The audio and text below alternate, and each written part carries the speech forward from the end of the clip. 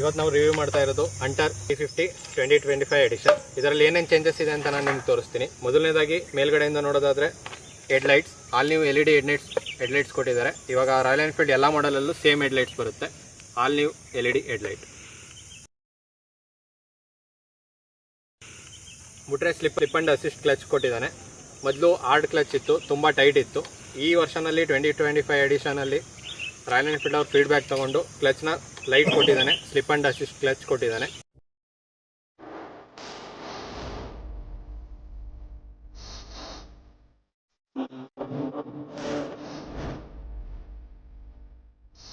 Next ನೋಡೋದಾದರೆ ground clearance ಜಾಸ್ತಿ ಆಗಿದೆ. 160 mm ಗ್ರೌಂಡ್ ಕ್ಲಿಯರೆನ್ಸ್ ಇದೆ. ಸೊ ಯಾವುದೇ ಪಾಟ್ ಹೋಲಲ್ಲಿ ಇರ್ಬೋದು, ಯಾವುದೇ ಥರದ ಹಂಪ್ಸಲ್ಲಿ ನಿಮ್ಮ ಗಾಡಿ ಟಚ್ ಆಗಲ್ಲ. ಇನ್ನು ನೆಕ್ಸ್ಟ್ ಅಂತಂದರೆ ಸಸ್ಪೆನ್ಷನ್ನ ಅಪ್ಡೇಟ್ ಮಾಡಿದ್ದಾನೆ. ಸೊ ಇವಾಗ ಸಾಫ್ಟ್ ಸಸ್ಪೆನ್ಷನ್ ಇದೆ. ಯಾವುದೇ ಥರದ ಹಳ್ಳ ಇರ್ಬೋದು, ಏನೇ ಇರ್ಬೋದು, ಪಿಲಿಯನ್ಗೆ ಜಾಸ್ತಿ ಥರದ ಶಾಕ್ ಆಗಲ್ಲ.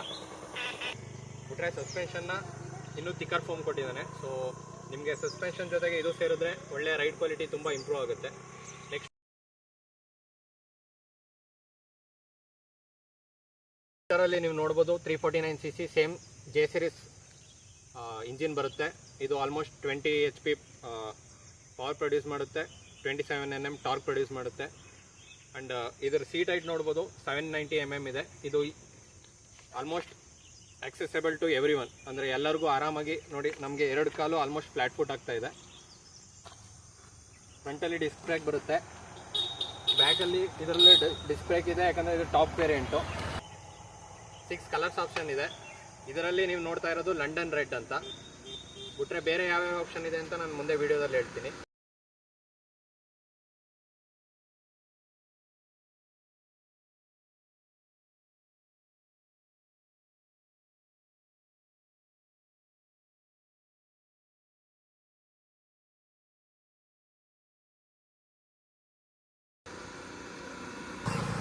ಇದರಲ್ಲಿ 3 ವೇರಿಯಂಟ್ ಬರುತ್ತೆ.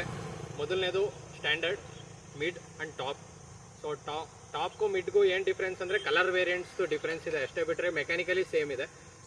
ಸ್ಟ್ಯಾಂಡರ್ಡ್ ವೇರಿಯಂಟ್ಗೂ ಮತ್ತು ಮಿಡ್ ವೇರಿಯಂಟ್ಗೂ ಏನು ಡಿಫ್ರೆನ್ಸ್ ಬರುತ್ತೆ ಅಂದರೆ ಇದರಲ್ಲಿ ಅಲಾಯ್ ವೀಲ್ಸ್ ಬರುತ್ತೆ. ಸ್ಟ್ಯಾಂಡರ್ಡ್ ವೇರಿಯಂಟಲ್ಲಿ ಸ್ಪೋಕ್ ವೀಲ್ಸ್ ಬರುತ್ತೆ ವಿತ್ ಟ್ಯೂಬ್ಲೆಸ್ ಟೈರ್ ಬರಲ್ಲ. ಬಿಟ್ರೆ ಇನ್ನು ಮಿಕ್ಕಿದ್ದು ಆಲ್ಮೋಸ್ಟ್ ಟ್ರಿಪ್ಪರ್ ನ್ಯಾವಿಗೇಷನ್ ಬರಲ್ಲ ಬೇಸ್ ವೇರಿಯಂಟಲ್ಲಿ. ಫ್ರಂಟ್ LED ಹೆಡ್ಲೈಟ್ ಇರ್ಬೋದು. ಇದು ಥ್ರೋ ಕೂಡ ನಾವು ನೈಟ್ ಟೆಸ್ಟಿಂಗಲ್ಲಿ ನಾವು ನೋಡಿದ್ವಿ, ತುಂಬ ಚೆನ್ನಾಗಿದೆ.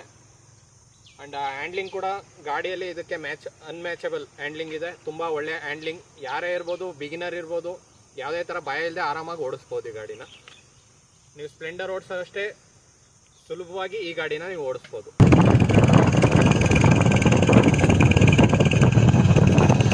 ಹಿಂದೆ ಬೇಸ್ ವೇರಿಯಂಟಲ್ಲಿ ನಿಮಗೆ ಡ್ರಮ್ ಬ್ರೇಕ್ ಬರುತ್ತೆ, ಡಿಸ್ಕ್ ಬ್ರೇಕ್ ಬರೋದಿಲ್ಲ. ಜೆ ಸೀರೀಸ್ ಇಂಜಿನ್ ಇದೆ. ಕ್ಲಾಸಿಕಲ್ ಇರ್ಬೋದು, ಇಲ್ಲ ನ್ಯೂ ಬುಲೆಟ್ 350 ಇರ್ಬೋದು, ಇದರಲ್ಲಿರ್ಬೋದು, ಮೀಟಿಯರಲ್ಲಿರ್ಬೋದು, ಎಲ್ಲ ಸೇಮ್ ಇಂಜಿನ್ ಇದೆ. ಸೇಮ್ 20 HP ಮತ್ತು 27 Nm ಟಾರ್ಕ್. ಸ್ಮೂತ್ ಇದೆ ಅಂತ ಏನು ವೈಬ್ರೇಷನ್ಸ್ ಇಲ್ಲ. ಮೊದಲೆಲ್ಲ Royal Enfield engines previous generation ಇಂಜಿನ್ಸಲ್ಲಿ ವೈಬ್ರೇಷನ್ಸ್ ಅಂತ ಇರ್ತಿತ್ತು. ಇವಾಗ ಯಾವುದೇ ಥರದ ವೈಬ್ರೇಷನ್ಸ್ ಇಲ್ಲ. ಜಾಸ್ತಿ ಸ್ಪೀಡಲ್ಲಿ ಕೂಡ ಚೆನ್ನಾಗಿ ಇದು ಹೋಗುತ್ತೆ, ಯಾವುದೇ ಥರದ ತೊಂದರೆ ಇಲ್ಲ.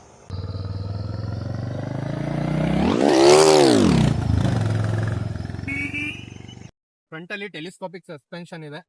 ಈ ಗಾಡಿಗೆ ಇದು ಸಫಿಷಿಯೆಂಟ್ ಇದೆ, ಯಾವುದೇ ಥರದ್ದು ತೊಂದರೆ ಅಂತ ಆಗಲಿಲ್ಲ. ಬಟ್ ಹೈಯರ್ ವೇರಿಯಂಟಲ್ಲಿ ಅಟ್ಲೀಸ್ಟ್ USD ಫೋರ್ಕ್ಸ್ ಕೊಟ್ಟಿದ್ರೆ ಇನ್ನೂ ಚೆನ್ನಾಗಿರ್ತಿತ್ತು ಅಂತ ಅನಿಸುತ್ತೆ. But we can't ask more in this price. Already ಇದು ವ್ಯಾಲ್ಯೂ ಫಾರ್ ಮನಿ ವೆಹಿಕಲ್ ಇರೋದ್ರಿಂದ ಎಲ್ಲರಿಗೂ ಇದನ್ನ ಸಜೆಸ್ಟ್ ಮಾಡ್ಬೋದು. ಬಿಟ್ರೆ ಪಾಸಿಟಿವ್ಸ್ ಆ್ಯಂಡ್ ನೆಗೆಟಿವ್ಸ್ ಅಂತ ಬರೋದ್ರಾದ್ರೆ, ಪಾಸಿಟಿವ್ಸ್ ಅಂದರೆ ಇದ್ರದ್ದು ಹ್ಯಾಂಡ್ಲಿಂಗ್. ಫ್ರಂಟಲ್ಲಿ ವೀಲ್ ಸೈಜ್ ಕಡಿಮೆ ಇರೋದ್ರಿಂದ ಹ್ಯಾಂಡ್ಲಿಂಗ್ ತುಂಬ ಈಸಿ ಇದೆ, ಮತ್ತು ವೀಲ್ ಬೇಸ್ ಕೂಡ ಕಡಿಮೆ ಇದೆ. ಸೊ ಹ್ಯಾಂಡ್ಲಿಂಗಲ್ಲಿ ನಿಮ್ಗೆ ಯಾವುದೇ ಥರದ ತೊಂದರೆ ಆಗಲಿ. ಇಂಜಿನ್ ಸ್ಮೂತ್ ಇದೆ. ಈ ಜನರೇಷನ್ ಇಂಜಿನ್ ಏನಿದೆ ತುಂಬ ಸ್ಮೂತ್ ಇದೆ, ಯಾವುದೇ ಥರದ್ದು ವೈಬ್ರೇಷನ್ಸ್ ಅಂತ ಇಲ್ಲ. ಟಾರ್ಕ್, ಇನ್ಸ್ಟಂಟ್ ಟಾರ್ಕ್ ಅಂತೂ ಯಾವುದೇ ಥರದ ದೊಡ್ಡ ಗಾಡಿಗೂ ಕಡಿಮೆ ಇಲ್ಲ ಇದು ಅಂತ ನಾನು ಹೇಳ್ತೀನಿ. ಯಾಕಂದರೆ ಬೇರೆ ಗಾಡಿಗಳಿಗೆ ಹೋಲಿಸ್ಕೊಂಡ್ರೆ 40 Nm ಟಾರ್ಕ್ಗಿಂತ ಇದು ಕಡಿಮೆ ಅಂತ ಅನ್ನಿಸ್ಬೋದು, ಬಟ್ ಯಾವುದೇ ಥರದ ತೊಂದರೆ ಅಂತ ನಮಗೆ ಅನ್ನಿಸ್ಲಿಲ್ಲ. ಸೊ ಕ್ಲಚ್ ಇವಾಗ ಅಲ್ಟ್ರಾ ಸಾಫ್ಟ್ ಆಗಿದೆ. ಸ್ಲಿಪ್ ಅಂಡ್ ಅಸಿಸ್ಟ್ ಕ್ಲಚ್ ಕೊಟ್ಟಿರೋದ್ರಿಂದ ನಿಮಗೆ ಯಾವುದೇ ಥರದ ಹಾರ್ಡ್ನೆಸ್ ಫೀಲ್ ಆಗೋದಿಲ್ಲ. ಬಿಟ್ರೆ ಆಲ್ ನ್ಯೂ ಹೆಡ್ಲೈಟ್ ಕೊಟ್ಟಿದ್ದಾನೆ, LED ಹೆಡ್ಲೈಟ್ಸ್. ಸೊ ಥ್ರೋ ಕೂಡ ಚೆನ್ನಾಗಿದೆ, ಯಾವುದೇ ಥರದ ತೊಂದರೆ ಇಲ್ಲ. ಟರ್ಮ್ ಆ್ಯಂಡ್ ನ್ಯಾವಿಗೇಷನ್ಗಾಗಿ ಟ್ರಿಪ್ಪರ್ ನ್ಯಾವಿಗೇಷನ್ ಕೊಟ್ಟಿದ್ದಾನೆ. ಸಸ್ಪೆನ್ಷನ್ ಕೂಡ ಅಲ್ಟ್ರಾ ಸಾಫ್ಟ್ ಇದೆ. ಯಾವುದೇ ಥರದ ಹಳ್ಳ ಕೊಳ್ಳದಲ್ಲಿ ನಿಮಗೆ ಯಾವುದೇ ಥರದ ಜರ್ಕ್ ಅನ್ನೋದು ಫೀಲ್ ಆಗೋದಿಲ್ಲ. ಬಿಟ್ರೆ ಗ್ರೌಂಡ್ ಕ್ಲಿಯರೆನ್ಸ್ ಮೊದಲು ಟಚ್ ಆಗ್ತಾ ಇತ್ತು, ಯಾಕಂದ್ರೆ ಒಂದು 5 to 10 mm ಕಡಿಮೆ ಇರೋದ್ರಿಂದ ಅದು ಹಂಪ್ಸ್ಗಳಲ್ಲಿ ತುಂಬಾ ದೊಡ್ಡ ಹಂಪ್ ಇದ್ರೆ ಅದು ಟಚ್ ಆಗ್ತಿತ್ತು. ಬಟ್ ಇವಾಗ ಯಾವುದೇ ತರದ ಹಂಪ್ ಅಲ್ಲಿ ಇದು ಟಚ್ ಆಗಲ್ಲ. ಸೊ ನೆಗೆಟಿವ್ಸ್ ಅನ್ನೋದು ನನಗೆ ಅಂತ ಅನ್ಸಿದ್ದಂದ್ರೆ ಅಪ್ಪರ್ ವೇರಿಯಂಟ್ಸ್ ಅಲ್ಲಿ UST ಫೋರ್ಕ್ಸ್ ಕೊಡ್ಬೋದಾಗಿತ್ತು, ಹ್ಯಾಂಡ್ಲಿಂಗ್ ಇನ್ನೂ ಬೆಟರ್ ಆಗ್ತಾ ಇತ್ತು. ಬಿಟ್ರೆ ಈ ಮೂವ್ಮೆಂಟ್ ಏನಾದ್ರು ಮಾಡ್ಬೇಕಾದ್ರೆ ಈ ಫುಟ್ ಪ್ಯಾಕ್ ಸ್ವಲ್ಪ ಇಂಟರ್ಫಿಯರ್ ಆಗುತ್ತೆ. ನೀವು ಫುಟ್ ಪ್ಯಾಕ್ಸ್ ಏನಿದೆ ಅದು ಇಂಟರ್ಫಿಯರ್ ಆಗ್ತಾ ಇದೆ. ಮೇ ಬಿ ಯೂಸ್ ಟು ಆಗ್ಬೋದು ನಮ್ಗೆ. ಬಿಟ್ರೆ ನಮ್ಗೆ ಇನ್ನೇ ಬೇರೆ ಯಾವುದೇ ತರದ ನೆಗೆಟಿವ್ಸ್ ಅಂತ ಇದರಲ್ಲಿ ಕಾಣಿಸ್ಲಿಲ್ಲ. ಓವರ್ ಆಲ್ ಒಳ್ಳೆ ಗುಡ್ ಪ್ಯಾಕೇಜ್ ಇದೆ, ವ್ಯಾಲ್ಯೂ ಫಾರ್ ಮನಿ ಇದೆ. ಬೇಸ್ ವೇರಿಯಂಟ್ ನಾನು ಸಜೆಸ್ಟ್ ಮಾಡಲ್ಲ, ಯಾಕಂದ್ರೆ 2 ಟೈರ್ಸ್ ಈ ಕಾಲದಲ್ಲಿ ಅಲ್ಲಿ ಪಂಚರ್ ಆಯ್ತು ಇಲ್ಲಿ ಪಂಚರ್ ಆಯ್ತು ಅದಕ್ಕೆ ನೀವು ಪಂಚರ್ ಹಾಕ್ಸು, ಅದೆಲ್ಲ ಇನ್ಕನ್ವೀನಿಯನ್ಸ್ ಇದೆ. So mid variant top variant ನೀವು ಯಾವುದೇ ತರದ್ದು ಚೂಸ್ ಮಾಡ್ಬೋದು. ಮಿಡ್ ವೇರಿಯಂಟ್ಗೆ ಮತ್ತೆ ಟಾಪ್ ವೇರಿಯಂಟ್ಗೆ ಯಾವುದೇ ತರದ್ದು ಮೆಕ್ಯಾನಿಕಲಿ ಚೇಂಜಸ್ ಇಲ್ಲ. ಎರಡಲ್ಲೂ ಅಲಾಯ್ ವೀಲ್ಸ್ ಬರುತ್ತೆ, ಟ್ರಿಪ್ ನ್ಯಾವಿಗೇಷನ್ ಬರುತ್ತೆ. ಸೊ ಬೆಟರ್ ನೀವು ಇನ್ನೊಂದು ಸ್ವಲ್ಪ ಆಲ್ಮೋಸ್ಟ್ 26,000 ಡಿಫ್ರೆನ್ಸ್ ಆಗುತ್ತೆ, ಬಟ್ ಇದು ವರ್ತ್ ಇದೆ 26,000 ಸ್ಟ್ಯಾಂಡರ್ಡ್ ವೇರಿಯಂಟ್ಗೆ ಮತ್ತೆ ಟಾಪ್ ವೇರಿಯಂಟ್ಸ್ಗೆ. ಯಾಕಂದ್ರೆ ನಿಮ್ಗೆ ಅಲಾಯ್ ವೀಲ್ಸ್ ಬರುತ್ತೆ ವಿತ್ ಟ್ಯೂಬ್ಲೆಸ್ ಟೈರ್ಸ್ ಬರುತ್ತೆ.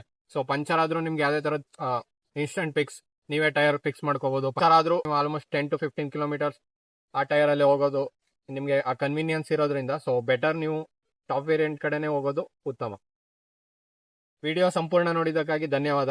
ದಯವಿಟ್ಟು ಸಬ್ಸ್ಕ್ರೈಬ್ ಆಗಿ ನಮಗೆ ಪ್ರೋತ್ಸಾಹ ಕೊಡಿ. And thanks to Royal Enfield Chamaranagar for lending us this bike for testing. Thank you.